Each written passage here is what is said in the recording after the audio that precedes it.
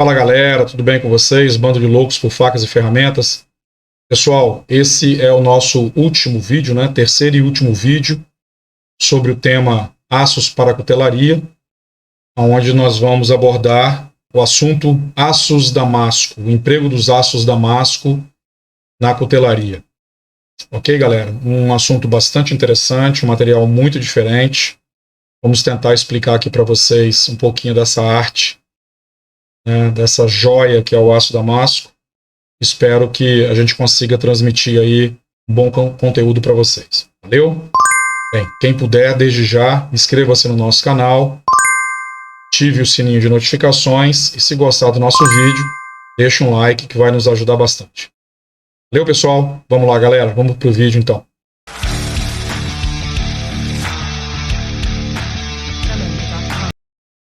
Bem, vamos falar, então, na nossa última categoria de aços que são utilizados para a fabricação de lâminas, né, dentro da cutelaria, que é o aço damasco, né? O aço damasco, ele é um material formado pelo forjamento de 2 ou 3 outros tipos de aço. Então você pega lâminas de 2 ou 3 materiais diferentes, faz uma montagem e forja esse conjunto de lâminas e vai forjando e vai forjando e vai fazendo o trabalho. Como você partiu de 2 materiais normatizados que você conhece, 2 ou 3 que você conhece no mercado, para fazer um terceiro, esse terceiro material, no caso o aço damasco, ele não tem norma técnica. Ainda não se estabeleceu uma norma, porque ele não tem composição, ele não tem formulação definida. O tipo de material utilizado e a quantidade de lâminas que são utilizadas vai de cada cuteleiro, vai de cada desenho que ele queira fazer. A quantidade de lâminas que são frutos das dobras que são feitas esses materiais é infinitamente, como assim dizer, grande. Então tem lâminas de, sei lá, tem aços de 19 lâminas, 60 lâminas, 120 lâminas, de 2.000 lâminas. Né, que você vai pegar aí facas, espadas japonesas, por exemplo, com mais de 2.000 lâminas, sei lá quantas aí. Então, ele não tem norma técnica, ok? Mas os materiais que vão partir do início para compô-lo, né, para compor fazer a sua composição, esses materiais têm norma, ok? Bem, o aço damasco, só contando um pouquinho da história dele, ele tem registro de uso desse material em 300 anos antes de Cristo, na Índia. Mas o auge, o apogeu do uso desse material foi entre o ano 900 e 1600 depois de Cristo. Tá? Então, a gente vai ter aí, já entrando na era industrial, com esse material que acabou se perdendo. Né? As técnicas de fabricação, elas se perderam. Aqueles antigos que faziam, passavam de pai para filho, para neto, essas pessoas foram morrendo, né? Esse meio tempo aqui, doenças, guerras, uma série de coisas.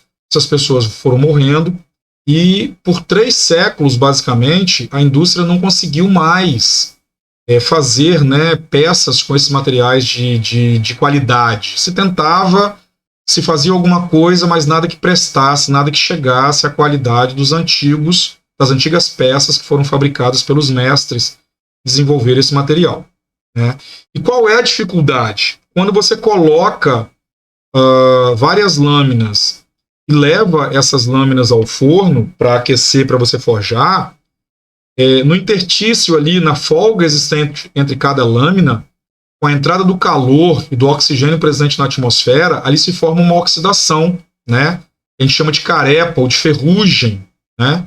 E quando você amassa essas peças, essas lâminas, uma contra a outra, ali no meio você vai ter inclusão de material ruim, inclusão dessa carepa, desse material oxidado. Então você tinha descontinuidade, você tinha trincas, você rompia as peças, você não conseguia fazer peças de qualidade. No meio da faca aparecia um poro, aparecia uma descontinuidade que acabava com a qualidade do material.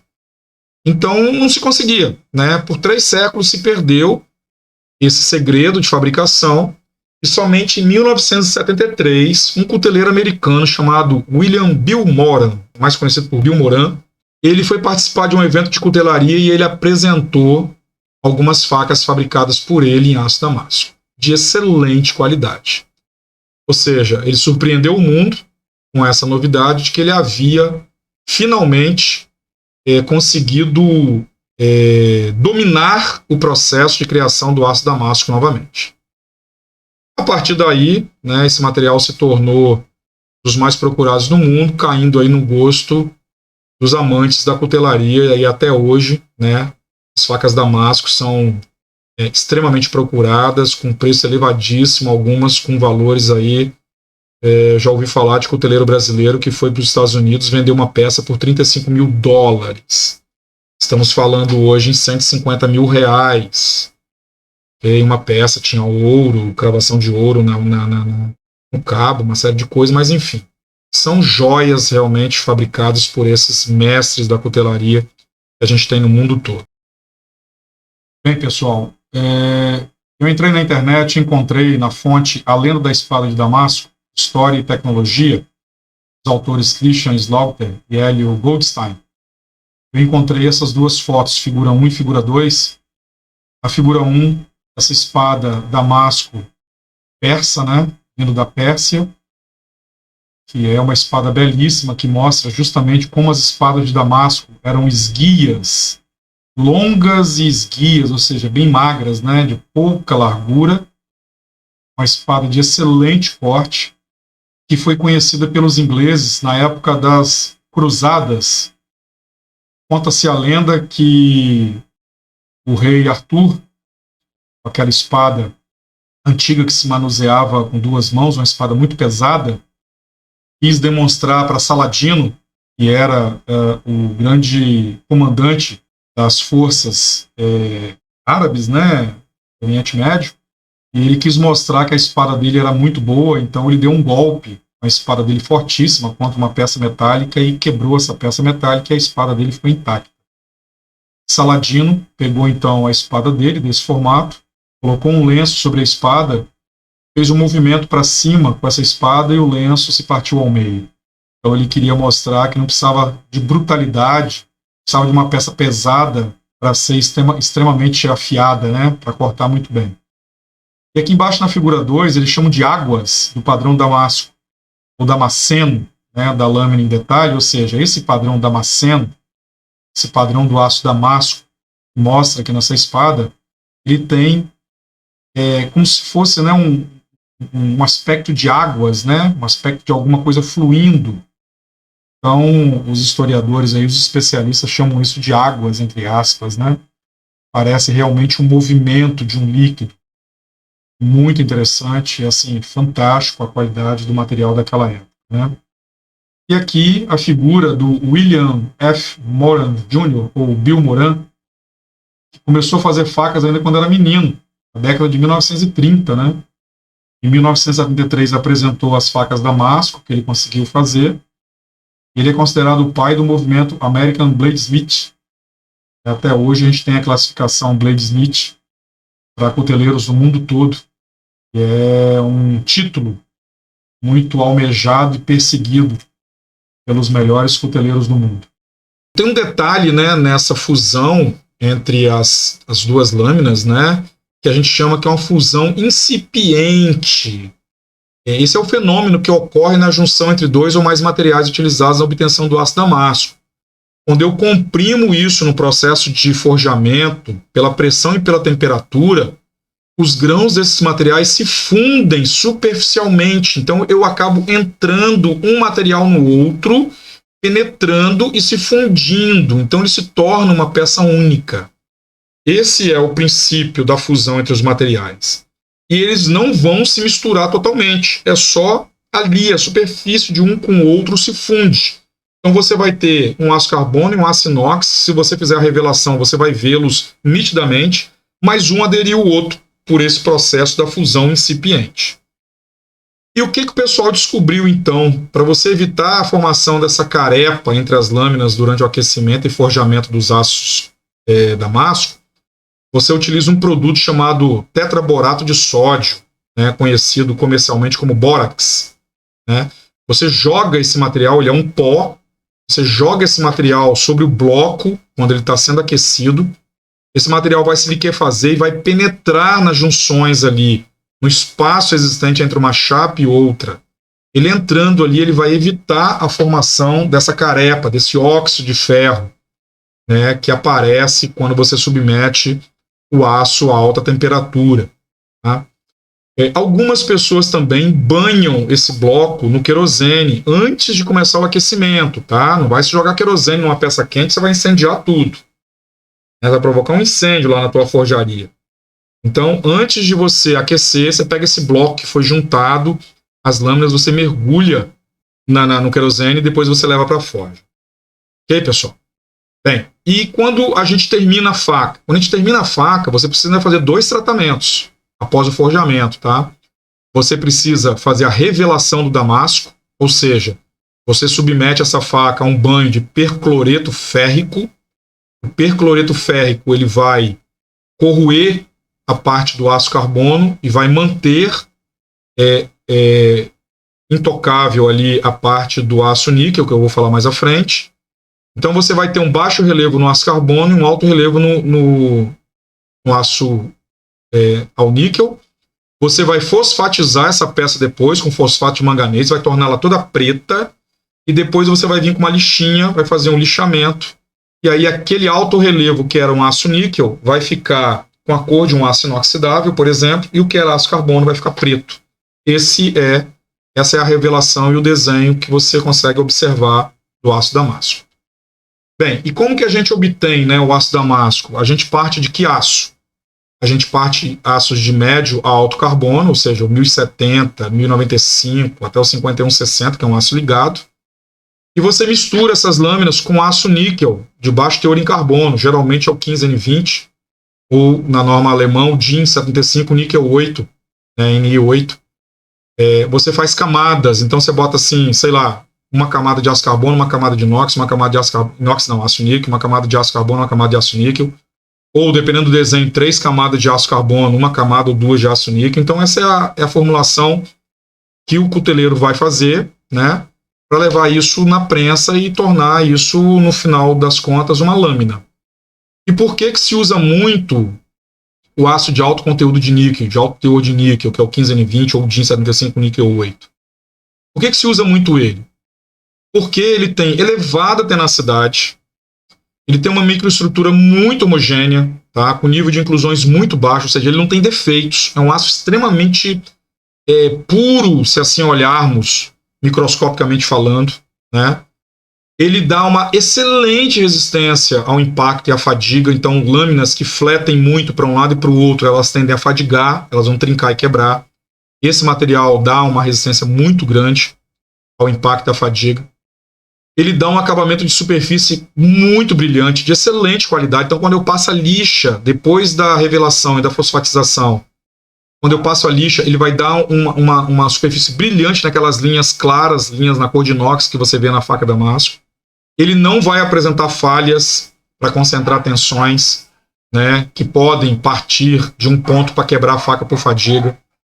E ele ainda tem um preço de mercado muito baixo. Tá? Ele é um aço que se consegue a um preço muito bom e faz com que o cuteleiro consiga produzir lâminas de excelente qualidade com um custo de produção muito baixo, se comparado com outros materiais mais nobres.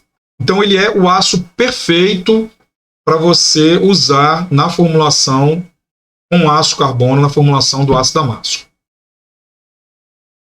Pessoal, então essa montagem entre o aço carbono e o aço ao níquel, a gente pode visualizar aqui nesse bloco que está preparado para ser forjado, ok? Bem, a gente pode ver aqui então lâminas, né? Pedaços, chapas mais espessas. Nós temos 1, 2, 3, 4, 5, 6. Eu não consigo dizer para vocês que isso aqui já seja uma peça, uma lâmina de um material já forjado que está entrando para ser forjado novamente, ou se isso aqui são marcas de serra, né? A chapa foi serrada e colocada aqui. Vamos considerar que isso aqui seja um material serrado. Tá? Pode ser um material já forjado, mas vamos considerar ser um material serrado, só para eu falar para vocês o que seria o número de camadas ou o número de lâminas da faca. Então, olha só, aqui seria o aço carbono, nessa chapa de maior espessura, e aqui as chapas de aço ao níquel, de menor espessura. Vamos considerar que seja isso, pessoal. Não posso afirmar, tá? Mas quero só apresentar para vocês como seria a questão da camada, do número de camadas. Então, olha, aqui eu tenho uma camada grossa, 2, 3, 4, 5, 6 camadas de espessura maior.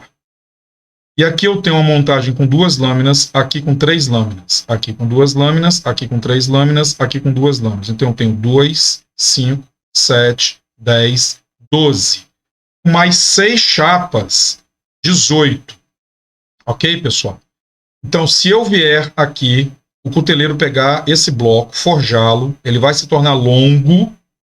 O cuteleiro vem, pega esse resultado final, esse produto final do forjamento, corta em 5 partes e reempilha novamente, igual está aqui, solda, coloca a haste para ele segurar e forja de novo. Então, nós tínhamos 18 lâminas cortadas em 5 pedaços e reagrupadas. Então, eu vou ter 90 lâminas. 5 vezes 18 vão dar 90 lâminas, ok? Então, eu vou colocar um outro bloco com 90 lâminas e vou forjar de novo. Se o cuteleiro entender que ele precisa de novamente cortar em 5 pedaços e reagrupar, eu já vou ter como resultado final 450 lâminas. Ok, pessoal? Então, só para vocês terem ideia como é que é a questão do número de lâminas. Eu não coloco aqui no primeiro bloco as 500, 600, 800, 1000 lâminas. É o processo de dobragem, né, de multiplicação disso. Então, eu forjo, corto no número X, posiciono conforme o projeto do cuteleiro, ok? O cuteleiro sabe a posição melhor que ele vai fazer para cada bloco desse. Ele ainda pode pegar e inserir novas chapas, chapas virgens, que ainda não foram forjadas. Então, assim, é uma brincadeira que é a arte do cuteleiro, é o projeto dele, a ideia dele, ele já visualizou na cabeça dele como vai ficar o desenho da faca, né, da lâmina. Então, é isso que ele vai fazer. Tá, pessoal? Então, o interesse aqui é mostrar para vocês o bloco e como ele monta os diferentes materiais.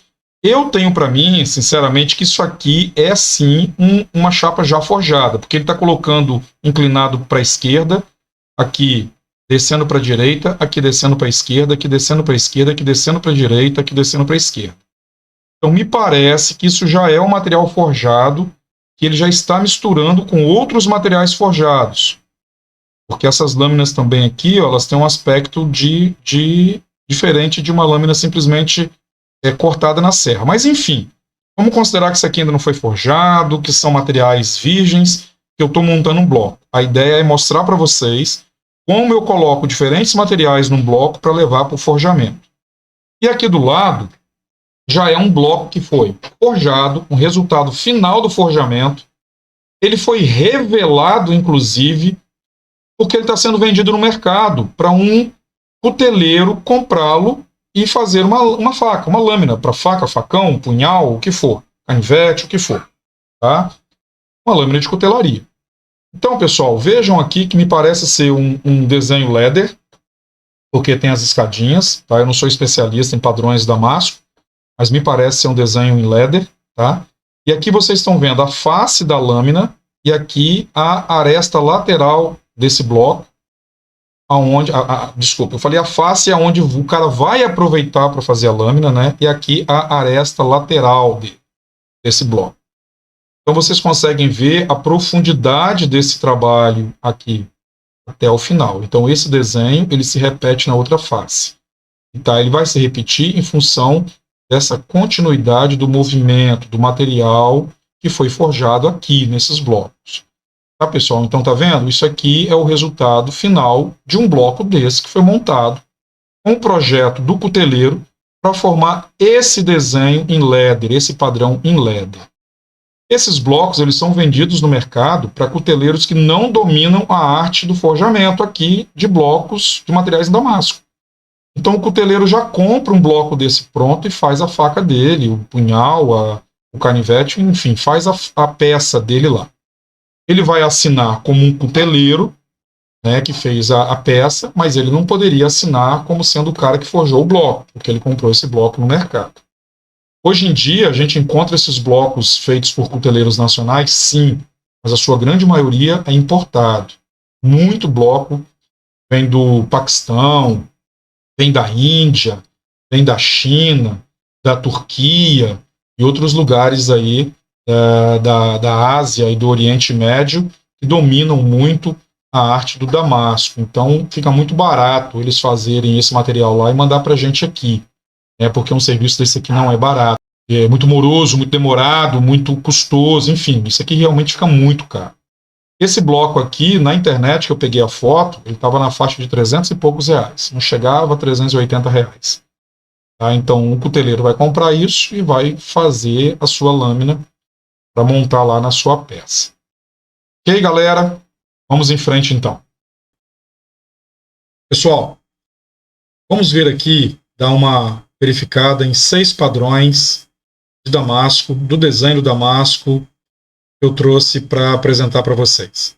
Existem vários outros, são inúmeros os desenhos, os padrões. A gente tem o Raindrop, a gente tem o Wind, a gente tem o Pena, enfim, o Leather modificado, tem vários. Mas eu preferi trazer esses 6 aqui, porque dá para dar uma analisada melhor, ver o desenho deles e conversar um pouquinho com vocês sobre isso, ok?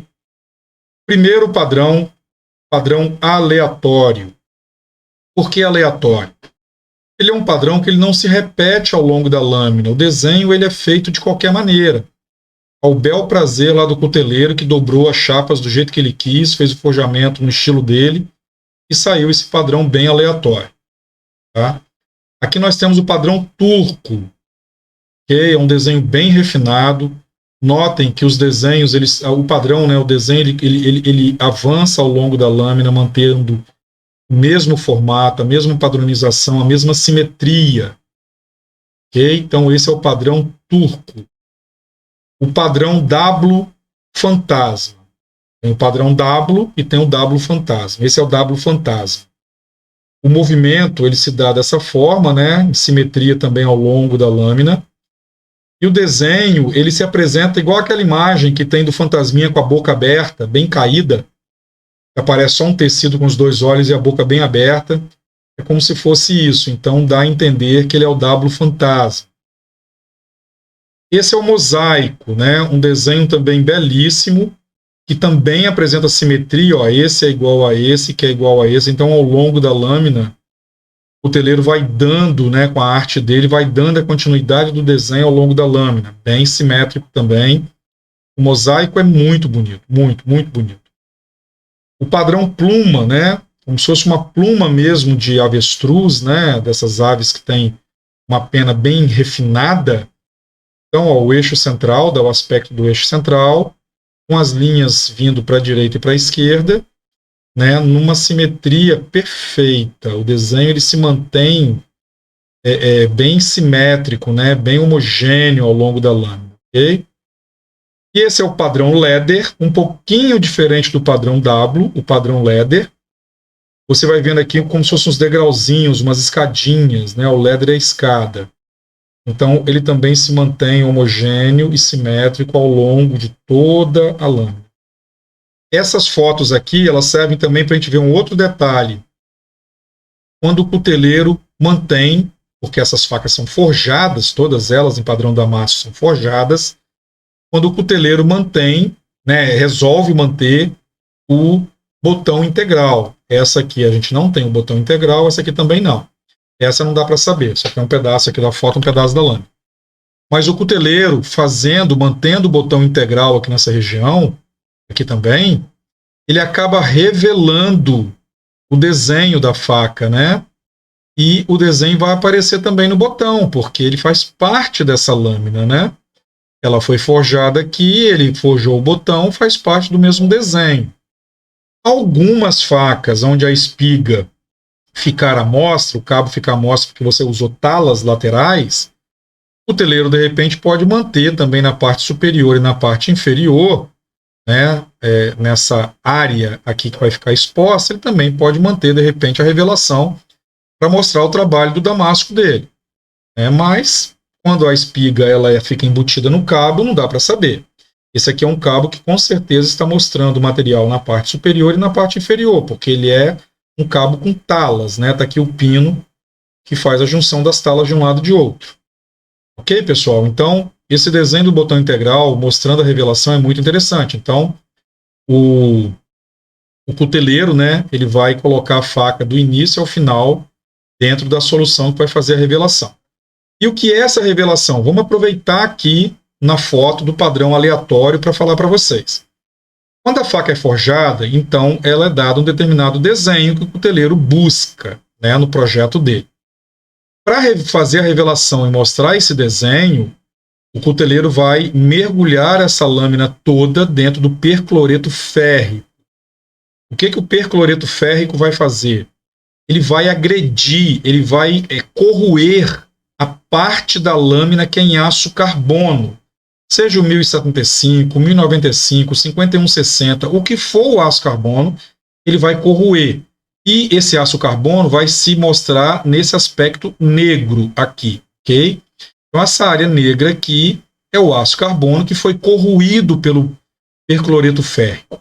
E o aço 15N20, por exemplo, que é um aço de alto teor de níquel, que é justamente a parte prateada que está mostrando aqui na faca, a parte cinza claro, o aço ao níquel ele não se corrói com percloreto férrico. Então ele vai ficar mais alto, né? Então essas linhas aqui claras, né, pratas, estão mais altas, e toda essa parte negra forma um vale mais baixo, fica em baixo relevo, e o aço ao níquel fica em alto relevo. Então, se você passar a unha aqui, essa parte negra vai estar mais baixa, essa parte prateada vai estar mais alta e assim por diante.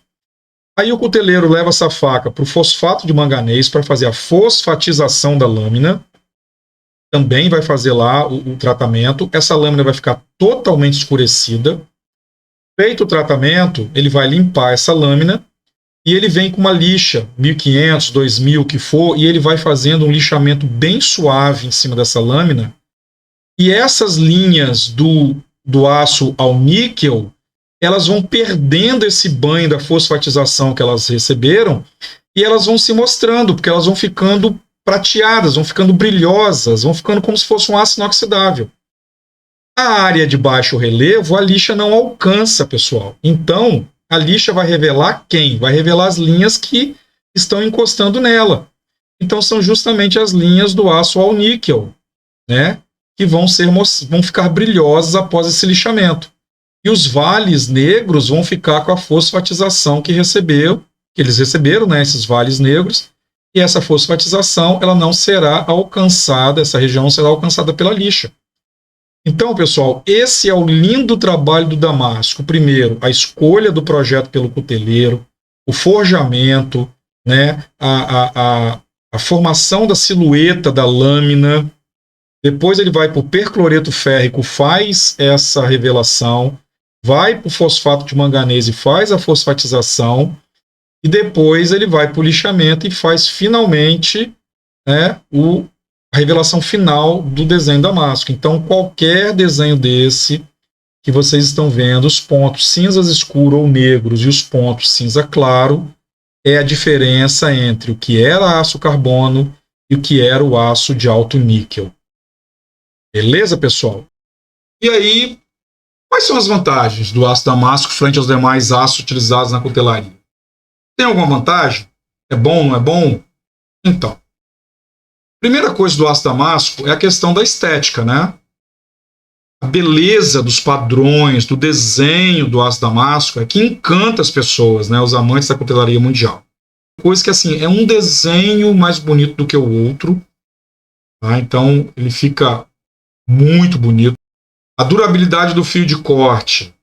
Existe uma teoria que é muito utilizada, né, muito difundida entre os cuteleiros. Um deles é o professor Berardo, de quem eu pude assistir alguns vídeos dele e estou indicando ele aqui no final do nosso trabalho. É que você tem uma espécie de um serrilhado formado ali no fio de corte, a faca, da lâmina. Por quê? Você tem um vale que foi um material mais baixo, foi corroído pelo percloreto férrico, e você tem uma parte mais alta, que é o aço de alto teor de níquel. Então você vai ter um alto, um baixo, um alto, um baixo, um alto, um baixo. Você faz uma afiação nessa região, você vai ter uma espécie de um serrilhado, porque você tem espessuras diferentes ali na lâmina. de um lado ao outro da lâmina uma espessura menor de aço carbono, de um lado ao outro da lâmina uma espessura um pouco maior, né, do aço de alto níquel. Então ele acaba formando um serrilhado. E a resistência mecânica desse material também, ela é fantástica, porque você acaba conjugando um aço carbono de alta resistência, alta dureza, alta retenção de fio de corte, com aço de alto teor de níquel, que é muito tenaz, muito resistente ao impacto e muito resistente à fadiga. E esse aço de alto níquel é como se fosse, esse aço de alto níquel, ele é como se ele fosse um colchão entre as lâminas de aço carbono. Então você dá um impacto de um lado para o outro, esse colchão absorve. Você bate com a faca ou tende a dobrar, a vergá-la, né, fazendo uma flexão nela. Esse material mais macio permite essa flexibilidade melhor, né? Então, é como se você tivesse realmente a ajuda, um aço ajudando ao outro, o mais resistente dando maior resistência à lâmina e o mais tenaz, mais resistente à fadiga, aguentando todos esses esforços sem deixar que o outro venha a quebrar. Tá, pessoal? Então é mais ou menos essas duas teorias aí para vocês terem uma noção do que a gente está falando, ok? Pessoal, eu não quis me aprofundar muito, poderia ter colocado aqui figuras de N padrões de Damasco, né? Poderia ter me aprofundado mais, mas eu vou deixar aqui para vocês 3 dicas aqui de sites e blogs para vocês lerem sobre esse tema. O primeiro, sem dúvida nenhuma, é o professor Berardo. Ele é um dos mestres da cutelaria nesse país, formou inúmeros cuteleiros que hoje estão despontando aí também no mercado. Ele tem canal no YouTube, ele tem um blog que é o Berardo Facas Custom, tá? Vocês podem estar entrando lá, vendo os vídeos dele, ouvindo tudo lá, vocês vão aprender bastante. O mochileiros.com dá muitas tabelas de materiais com composição química e especificação de vários aços, vários materiais, é bem legal também. E um site que eu acho fantástico é o Maxime Ferrum, que ele te dá folhas de dados dos aços, então você consegue salvar essas folhas de dados para cada aço que você está procurando. Ali ele te dá a composição, ele te dá as temperaturas de tratamento térmico, a quanto você deve aquecer, quantos minutos, como que você deve esfriar, temperatura de revenimento, sabe? Te dá uma folha de dados fantástica sobre aquele aço que você está estudando ali. Achei bem legal. Bem, a gente está pensando aí em temas para outros vídeos que a gente deve fazer aqui no canal. Estou colocando aqui 3 temas bastante interessantes, que é o processo de fabricação das facas, falar um pouco sobre o que é a chamada faca laminada ou faca desbastada, né, que a gente poderia falar, e facas forjadas, feitas pela técnica de forjamento. Esse é um assunto legal. A gente pode falar também aí de diferenças básicas entre as facas de aço carbono e aço inoxidável. Eu acho isso um tema bem legal também. E se eu conseguir também, eu devo fazer alguma coisa sobre a afiação de facas. Eu acho muito interessante falar das pedras industriais, pedras naturais. No YouTube tem vídeos fantásticos do Serjão JP, escreve Serjal JP. Ele é um brasileiro que foi para o Japão, ele é um açougueiro, foi para o Japão, o cara faz uns vídeos fantásticos, bem simples. Eu reaprendi a afiação de faca olhando os vídeos dele, acho bem interessantes. Então, assim, eu não prometo nada a vocês, mas vou tentar avançar nesses três temas aqui, ver se a gente consegue colocar para vocês algum vídeo aí que venha falando disso aí, ok, pessoal? Mais uma vez, o meu muito obrigado pela participação de todos. Grande abraço a todos, fiquem com Deus, vamos em frente.